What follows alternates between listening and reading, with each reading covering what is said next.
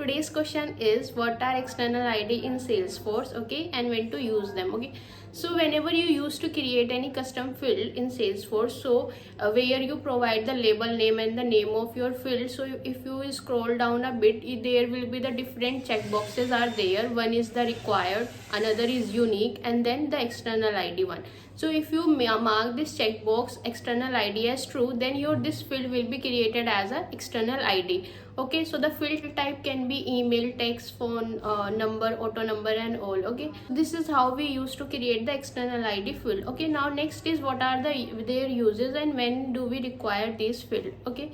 So like suppose I want to insert some data using the data import wizard, okay, or some data is coming through the API integration, okay, from the another platform, okay. So in such cases I want to avoid the duplication insert in my system, okay. So based on this external ID field values, I will going to check whether this data or this record is already present or not, okay. Like suppose I have already done some integration using the API and some data is coming from outside the Salesforce through the website and all, okay.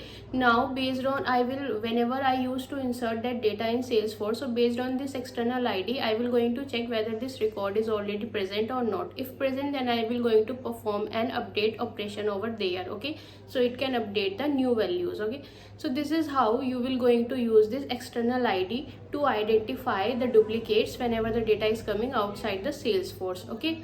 So now next is this external ID is case insensitive, like it will not going to differ in the upper cases and the lower cases sentences or in the values. Like suppose there is a one record with field value as uppercase ABC and another record with field value as lowercase ABC, okay. So in this case it will not going to identify it and we require it to be as identify as duplicate, okay. So in this case what we will do, where we have make this field checkbox external ID as true, the same way there is another checkbox that is the unique, okay. We will going to mark it as true. So now in this case it will going to identify based on its cases also, okay.